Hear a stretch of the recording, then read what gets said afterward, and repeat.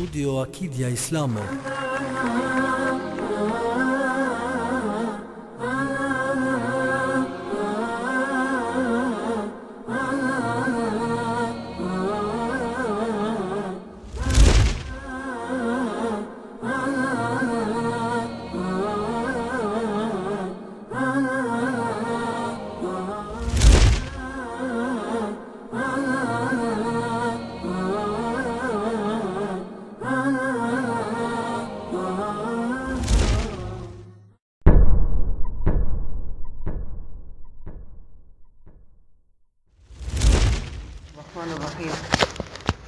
الحمد لله رب العالمين والصلاة والسلام على أشرف الأنبياء والمرسلين نبينا وحبيبنا محمد صلى الله عليه وسلم وعلى آله وصحبه أجمعين.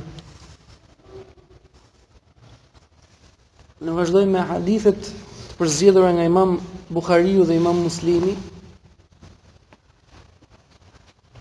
Dhe sot inshallah do të lexojmë 5 hadithe të tjera. Hadithi I parë transmetohet nga Abu Huraira se profeti Muhammed sallallahu alaihi wasallam thot: Ma asfala min al-ka'bayn min al-izarati fi an-nar. Ajo e cila gjendet poshtë dy nyjeve, dy zogjve të këmbës, dy nyjeve të këmbës, ajo është në zjarr thot. Çka gjendet poshtë nyjeve të këmbës në zjarr. Ka ardhur si kërcënim nga profeti Muhammed sallallahu alaihi wasallam në këtë hadith. Ka ardhur si tip kërcënimi për ata njerëz të cilët I mbajnë pantallonat e gjata. Prandaj edhe po të shohësh në një hadith tjetër, ka ardhur një hadith tjetër nga profeti Muhammed sallallahu alaihi wasallam dhe ky është akoma më kërcënues. Thot se ai I cili I mban pantallonat, mangët e pantallonave I mban poshtë nyjes, Allahu subhanahu wa taala nuk ka për ta parë këtë person ditë gjykimit. Nuk do ta fali, as nuk do ta mëshiroj, as nuk ka për t'i fol Allahu azza wa jalla, përkundër është I zemëruar. Subhanallah. Pse vetëm se I mban pantallonat poshtë nyjes. Faktikisht po ti shohësh për çfarë falet muslimani, për çfarë agjiron, për çfarë adhuron Allahun, për çfarë adhuron Allahun njeriu. Që Allahu ti I kënaqur me atë, që Allahu ta mëshiroj, ti fali gjunat ditë gjykimit, ta mëshiroj ditë gjykimit, ti flasi. Po nëse ti bën të kundërtën e këtyre, atëherë ç'a shpreson? Domethënë gjitha këto hadithe domethënë janë kërcënuese për muslimanët që të mendojnë seriozisht në lidhje me këtë çështje, sepse është e rrezikshme. Sikurse ka thënë tu që do të jetë zjarr, kurse hadithi tjetër nuk ka për t'i fol, nuk ka për ta mëshiruar, nuk do të flasësh, është I zemëruar ditë gjykimit me këtë person, Zoti na ruaj. Hadithi është I saktë, Pse vetëm se ti I marr pantallonat poshtë nyjes. Nëse do thotë dikush punë si më me mendje madhësi. Po ka disa dietar që thonë edhe nëse nuk I marr me mendje madhësi, prap futesh te këto hadithe. Edhe nëse nuk I marr me mendje madhësi. Saqë Ebu Bekri radhiyallahu anhu kur I dëgjoi këto hadithe I tha profetit Muhammed sallallahu alaihi wasallam, o profeti Allahu, ti e di se profeti Ebu Bekri ka qenë I dobët dhe I vishin ato tutët që I mbante, ato sirualet në arabisht I thonë. Edhe kur I dëgjoi këto u friksua Ebu Bekri, profeti Allahu tha ti e di që unë jam I dobët edhe më bin. Atëherë profeti Muhammed sallallahu alaihi wasallam I tha Ebu Bekri ti si e prej e tyre, nuk je për mendje mdhënjve. Nuk je për mendje mdhënjve. Ebu Bekri faktikisht I mante si për nyjes, normale. Po I bishin nga një herë, I kishte të lira, domethënë. E megjithatë u friksu. Po profeti Muhammed sallallahu alaihi wasallam përgjigjoi thonë Ebu Bekri ti si për e tyre, domethënë nuk je për mendje mdhënjve ti që I mban me mendje madhësi. Tash I lind pyetje pse ne I mbajmë poshtë nyjes? Për çfarë I mbajmë poshtë nyjes? Ndërkohë që hadithet janë kërcënuese në lidhje me këtë temë. Allahu na forcoft. Hadithi I dytë transmetohet nga Abu Huraira radhiyallahu anhu se profeti Muhammed sallallahu alaihi wasallam ka thënë: "El malaikatu tusalli ala ahadikum ma dama fi al-musalla." Melaiket, engjujt bëjnë salavat mbi atë person I cili pasi që ka marrë namazin, qëndron në vendin e tij. Qëndron në vendin e tij. Për aq kohë sa nuk I flet njerëzve. Çfarë thonë melaiket? Allahumma ighfir lahu, Allahumma irhamhu. Me lajket lutën për ty që qëndron pasi që fale namazin, qëndron vetëm në vend, nuk i flet njerëzve, nuk bezdis njerëzit. Edhe çfarë thon me lajket? O Allah, fale të person. O Allah, mëshiroje. Çfarë bëjnë salavat e engjujt mbi ty? Çfarë do të thotë salavati i engjujve mbi ty? Do të thotë që bëjnë dua për ty. Faktikisht salavati është tre lloje, salavat i Allahut, salavat i melajkeve dhe salavat i njerëzve. Salavati i Allahut do të thotë që të përmend ty Allahu për mirë, të falet, mëshiron. Salavati i engjëve kur ata bën dua për ty. Kurse salavati i njerëzve gjithashtu kur bën dua për shkak kur dërgon salavatin mbi profetin e tjerë. A kuptu? Për shkak se siç është ajeti kuranor, inna Allaha wa malaikatahu yusalluna 'alan nabi. Allahu dhe melajket dërgojnë salavate mbi kë? Mbi profetin. Çfarë do të thotë dërgon Allahu salavat mbi profetin? Atëherë kuptohet në këtë radhiti që e thamë. Atëherë kush po bën dua për ty? Kush po bën dua? Po bëj unë Abdulrahmani apo po bën melajket? Ka mundësi që ti kthehet mbrapsht duaja e engjullit? Atëherë se doi dua ti për engjullit? Nuk e doi dua? Atëherë qysh me kusht, falësh namazin, qëndrosh në vendin tënd pa i bezdisur njerëzit. Jo të vish në xhami të bezdisësh, ko ezani ka meti ti los e qesh edhe zihesh në fund fare pastaj armiqsoni me njëri tjetrin. Po s'është kjo? Nuk bën kjo. Kjo nuk bën. E sidomos në shtëpitë e Allahut subhanahu wa taala. Për çfarë janë lehtësuar sunetet e xhamis? Ma thoni herë. Për çfarë janë lehtësuar sunetet e xhamis? Kan thënë dietarët janë lehtësuar për shëndetje, madhërim për xhamin, për shtëpinë e Allahut azza wa xal. Kur hyhet në xhami, falet 2 rekate. Disa prej dietarëve thonë që janë wajib, janë detyrë domosdoshme me u fal 2 sunetet. Të tjerë thanë që nuk janë wajibe dhe unë faktikisht ti mendimi për kas. Ka argumente shumë të lidhur me këtë çështje. Po gjithsesi domethënë, për çfarë lehtësu 2 sunetet? Janë lehtësu që ti ta madhërosh shtëpinë e Allahut, nuk është si çdo shtëpi tjetër. Unë për veten time se lejoj njëri të vitë të bëj më njëri shtëpi time ashtu. Ka ardhur të më respektosh, do të respektoj deri një, ama të bësh ti, domethënë shtëpi time kështu nuk është e hijshme. Po mirë, po shtëpinë e Allahut. Po në shtëpinë e Allahut. Nuk po flasim, unë po flas të paktën nga ezani deri në ikamet.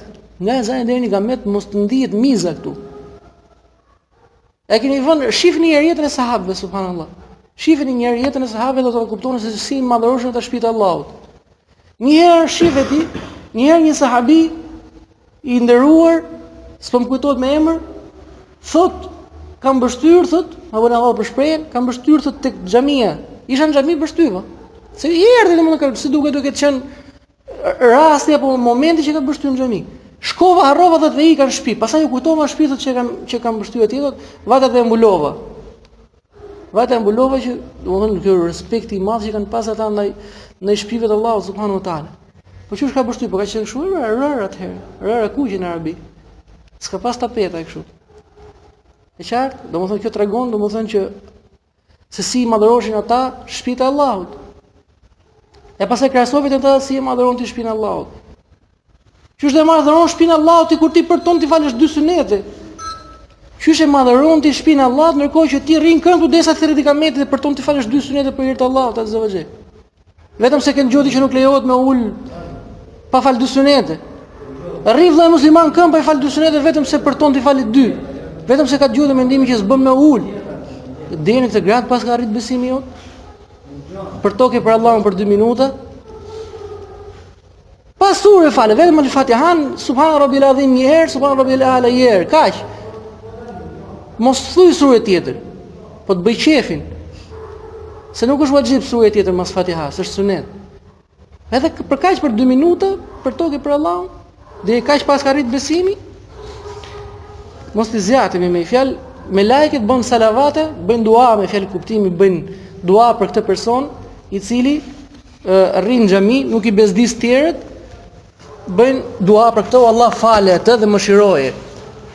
Dhe ka mundësi që të pranohet domethënë duaja sepse po bën një krijesë e nderuar që ka vënë tek Allah, po bën një engjëll për ty. Bile ka ardhur këtu el melaike. Ka ardhur në tekst engjujt në shumës, jo engjull, po thot me lajket bëjnë dua për ty. Hadithi tjetër. Transmetohet nga Abu Huraira radhiyallahu anhu se profeti Muhammed sallallahu alaihi wasallam ka thënë: "Kullu ummati yadkhuluna al-jannata illa man aba." I gjithë ummeti im do të hyjë në xhennet. I gjithë ummeti im do të hyjë në xhennet. Përveç se atij I cili refuzon, tha profeti Muhammed sallallahu alaihi wasallam. I gjithë ummeti do të futet në xhennet përveç se atij I cili refuzon. I thanë, o profeti Allahut, po kush është ai I cili refuzon? Kush është ai I cili nuk e do hyrjen në xhennet? Tha profeti Muhammed sallallahu alaihi wasallam: "Men ata'ani dakhala al-janna, wa man 'asani faqad aba." Ai I cili më pason mu do të hyjë në xhennet. Ai I cili më pason mua, pason sunetin e profetit me fjalë, do hyjë në xhennet. Ndërsa ai I cili nuk më pason mu, përkundërzi më kundërshton, ai ka refuzuar më hyjë në xhennet. Si pretendon ti që je pasuesi I sunetit Muhammed sallallahu alaihi wasallam, ndërkohë që vepra jote si ngjan as I sekond veprës profetit Muhammed sallallahu alaihi wasallam? Si thoshte I Hoxh, Allahu e ruaj, thoshte ti pretendon që je pasuesi I sunetit, ndërkohë që ti nuk I fal dy sunete për hir të Allahut. Ti dy sunete si fal për hir të Allahut? Dy sunete profeti I ka fal kush e di se sa sunete domethënë. Po ti 12 sunete duken shumë. 8 sunete duken shumë, 4 ty lese, 4 mrapa duken shumë, 2 sunete xhamis duken shumë. Atëherë çfarë pretendimi është ky I sunetit?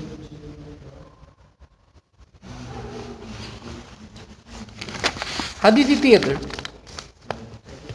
Thot profeti Muhammed sallallahu alaihi wasallam: "Idha qala ar-rajul li akhihi ya kafir faqad ba'a bihi ahaduhuma." Nëse dikush I thot vllajt të tij o qafir.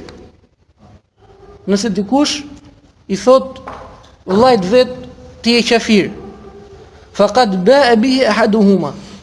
Ajo thot do t'i kthehet njërit për të dyve. Ajo do t'i kthehet, kjo fjalë do t'i kthehet njërit për të dyve. Çfarë kuptimi ka kjo? Kur ti I thu vllajt o qafir, çu që tu vllajt qafir, ti je në Islam. Kjo është domethënë kërcënim për kë? Për tekfirsat që I kanë qef tekfirin me fjalë. Për ata që kanë qef tekfirin është kërcënim I madh për këtë. Thonë se kjo fjalë nuk shpëton, kanë ardhur në disa transmetime të tjera që shkon kjo fjalë lart në qiell, nëse ajo nuk pranohet do të kthehet ty. Mirë, po kanë thënë dietarë në shpjegimin e këtij hadithi, që çfarë do të thotë që I kthehet? Kanë thënë disa prej komentatorëve të hadithit kanë thënë që vetë I bësh qafir. Të tjerët thënë, jo, s'ka mundësi me u bë qafir, por kjo është kufër I vogël. Kur një musliman I thot vllajt vet o qafir, atëherë përderi ai nuk është qafir, por është musliman. Atëherë kjo fjalë të kthehet ty sikur ke bë kufër të vogël, që nuk nxjerr nga Islami, pa më ke bë kufër. Të tjerët thanë që I kthehet gjunafi. I kthehet gjunafi I kësaj fjale, se ti bëre gjunaf me këtë fjalë. Kthej një fjalë që ai nuk është. Atëherë këto gjunafet të vinë ty. E qartë. Domethënë kjo është kërcënim që njeriu ti të kujdesshëm termat e kujt e emërtimit si qafir apo musliman, sepse të dy janë të rrezikshme. Është e rrezikshme me e qujt një person ti qafir ndërkohë që ai është musliman. Gjithashtu është e rrezikshme me e quajtur ti një person musliman ndërkohë që ai është qafir. Të dyja këto janë të rrezikshme. Kështu që duhet patjetër domethënë që të dalin këto terma nga njerëz që janë kompetent për atë punë, që I dinë rregullat dhe dispozitat e tekfirit e tjerë. E qartë. Hadithi I fundit me këtë mbyllim, thot profeti Muhammed sallallahu alaihi wasallam: Allahu gëzohet më shumë me toben, me pendimin e dikujt për jush, se sa dikush për jush kur e gjen atë kafshën që I ka humbur. Allahu, ose përkapim kështu për sprapës. Nëse dikush I humb diçka, nëse dikujt I humb diçka dhe kur e gjen atë, a gëzohet apo jo? Gëzohet se e gjeti atë që I humbi. Atëherë çfarë thot profeti? Thot Allahu azza wa jall kënaqet më shumë se sa ti që e gjetë këtë të humburën, gëzohet më shumë Allahu ndaj robit vet kur ai pendohet, i kthehet Allahut me pendim, i thotë o Allah më fal. Se gjithë njerëzit janë gabimtar, por kur ti i kthesh Allahut, Allahu gëzohet, kënaqet. Thotë Allahu të kuptoj robi im që pas ka një Zot që e dënon atë. Dhe kështu që nga frika ime, ai merr dhe më kërkoi falje. Dhe prandaj dhe Allahu gëzohet dhe kënaqet. Kënaqet me personin.